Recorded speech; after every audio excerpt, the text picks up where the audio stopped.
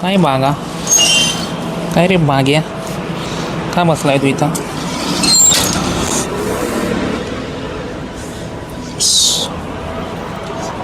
तर आता थोडंसं बाहेर जायचं आहे ठरलेलं आहे आपलं. बाहेर जायचं आहे तर त्यासाठी रेडी झालेलो आहेत आपण. आणि संध्याकाळची वेळ आहे बघा तुम्ही. संध्याकाळची वेळ आहे. आता चाललो आहे आपण.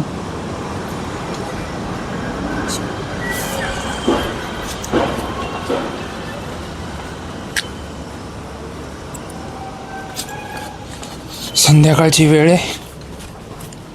एका ठिकाणी जायचं आहे मस्त. तिथं गेल्यावर दाखवतो लोकेशन तुम्हाला चांगलं असं. आपली हायबुजा काढूया. आपली हायबुजा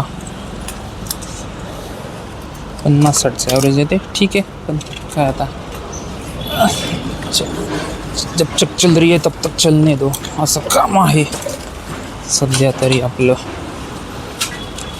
आता मी गाडी चालवताना शूट तर नाही करू शकणार, त्यामुळे आता मी डायरेक्ट उतरल्यावरच पुढचं शूट करेल. ठीक आहे. हां, तर आत्ता या डाव्या साईडला आहे द कॅसिलिओ हॉटेल, गंगापूरचं फेमस हॉटेल आहे. त्यानंतर तिथून पुढं सरळ जाता जाता उजव्या साईडला आपण आता हे बघा क्रोमा दिसतंय, गंगापूर रोडचं क्रोमा. आणि मग त्याच्या पुढं मोहनलालजी थाळी. इथली थाळी ठीकठाक आहे, खूप अशी काही खास नाही आहे, पण तिथला ॲम्बियन्स चांगला आहे. फॅमिलीला घेऊन येऊ शकता तुम्ही तिथं. आणि मग तिथून पुढं आल्यावर आपण येतो बारदान फाट्याजवळ किंवा सोमेश्वर गावाच्या अलीकडे हे पिगासिस नावाचं एक हॉटेल आहे. ते पण एक चांगलं आहे. आणि मग तिथून आल्यावर हे पाटील लॉन्स, म्हणजे सोमेश्वरच्या समोरच पाटील लॉन्स आहे, तिथंपर्यंत आलो आहे. तिथं आता रस्त्याचं काम चालू आहे म्हणून तिथं थोडंसं त्यांनी डिवायडरमध्ये टाकून थोडंसं रस्ता वळवला आहे तिथल्या तिथं गोल जरा. आणि मग तिथून पुढं आल्यावर हे उजव्या साईडला बघा आपल्याला एक नवीन काय हॉटेलसारखंच आहे काहीतरी दिसतंय. आणि मग तिथून थोडंसं पुढं आलं की आपले हे आलं उजव्या साईडला सोमेश्वर. डाव्या साईडला पूर्ण रस्ता खराब करून ठेवला आहे खणून, त्याच्यामुळे इथं पूर्ण रस्त्याचा पॅच खराब आहे तसा. आणि हे बघा उजव्या साईडला सोमेश्वर मंदिर आहे आपलं. मग तिथून पुढं येताना डाव्या साईडला पूर्ण रस्ता खोदला असल्यामुळे इथं रस्ता खराब आहे, त्याच्यामुळे सर्वजण उजव्या साईडला सरकत होते आणि पूर्ण ट्रॅफिक जाम होत होती. मग तिथून गंगापूरवरून आपण डावीकडे वळलो आणि डाव्या साईडलाच वळल्या हे एक उद्यान लागतं, नवीन उद्यान झालेलं आहे. तुम्ही फॅमिलीसोबत येऊ शकता, लहान मुलांसाठी खरं छान आहे. आणि त्याचबरोबर जाता जाता उजव्या साईडला आम्हाला सनसेट दिसत होता. आणि आता आम्ही आलेलो आहेत गंगापूर डॅमच्या बॅकवॉटरला. गंगापूर डॅमच्या बॅकवॉटरला जाताना जवळपास 500 ते 600 मीटरचा जो रस्ता आहे हा थोडासा कच्चा आहे. तेवढं तुम्हाला तिथं थोडीशी गाडी हळू चालवावी लागेल. कच्चा म्हणजे अगदी असं नाही की 4 व्हीलर येत नाही, सर्व प्रकारच्या 4 व्हीलर येतात एक्सेप्ट लॅम्बोर्गिनी वगैरे. त्याच्यामुळे तसं काही टेन्शनची गोष्ट नाही आहे.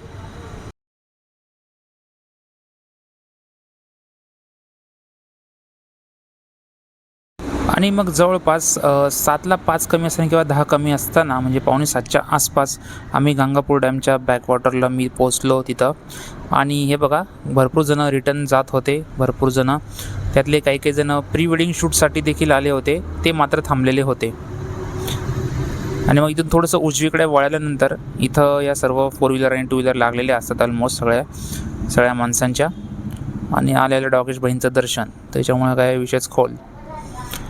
मग आता आम्ही इथं उतरल्यानंतर विचार करत होतो की आता आपण कुठून शूट करायचं. तर तिथं डिसाईड करता आमचे 10 मिनटं गेले. मग शेवटी डिसाईड केलं की आम्ही इथूनच शूट करणार. आणि शूट करायच्या आधी म्हणलं एक फेरफटका मारावा, जरासं इकडं तिकडं थोडंसं बघावं. पण असं काही, हे बघा हे समोर बघू शकता ना, तर त्या साईडला गंगापूर डॅमची वॉल आहे. तिथून डोअर्स ओपन केली की पाणी सोडलं जातं. पण आम्ही तिकडे न जाता त्याच्या अपोजिट साईडला, म्हणजे आम्ही गेलो दक्षिण साईडला, कारण आम्हाला त्या साईडला भरपूर प्लेन असं आणि ग्रास आहे, त्याच्यामुळं गवत आहे त्या साईडला, त्याच्यामुळे आम्हाला पलीकडच्या साईडला जायचं होतं. मग त्यामुळे आम्ही पलीकडे गेलो. आता ऑलमोस्ट आपण गंगापूर डॅमच्या बॅकवॉटरला आलेलो आहे. आणि गंगापूर डॅम हे नाशिक शहरापासून ऑलमोस्ट 14-1 किलोमीटरवर आहे.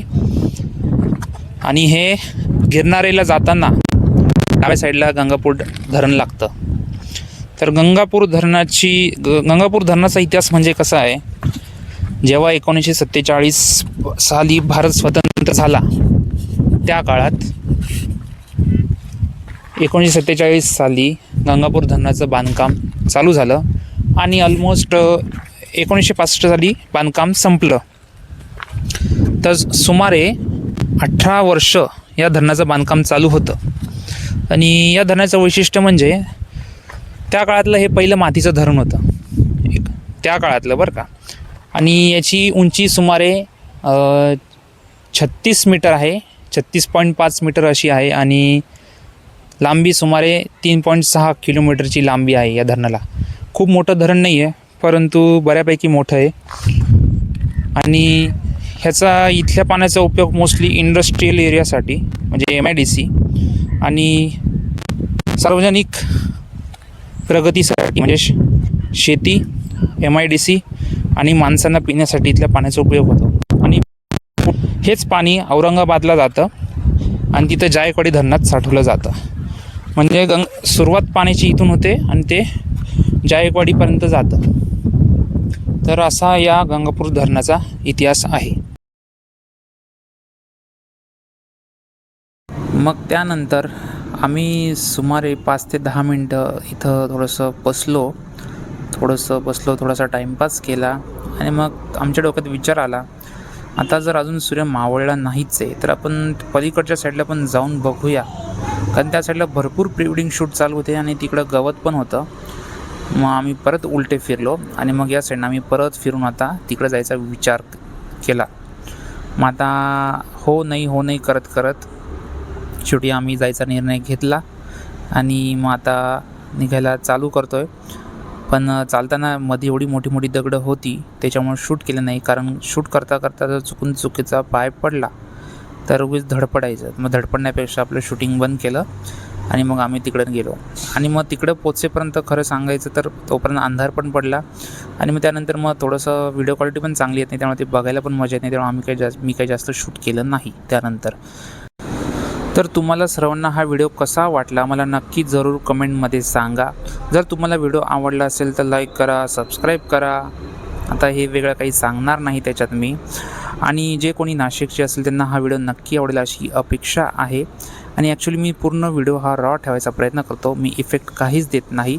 कारण अजून 5-10 वर्षांनी जेव्हा मी भविष्यात बघेल त्यावेळेस रॉ व्हिडिओ बघण्याची जी मजा येईल ना ती अजून कशातच नसणार आहे. तर ठीक आहे, चला भेटूया आता पुढच्या व्हिडिओमध्ये. अजून आता तो किती दिवसांनी येईल त्याची मला पण गॅरंटी नाही, पण मी बनवण्याचा नक्की प्रयत्न करेल. तर भेटूया चला पुढच्या व्हिडिओमध्ये. चला बाय बाय.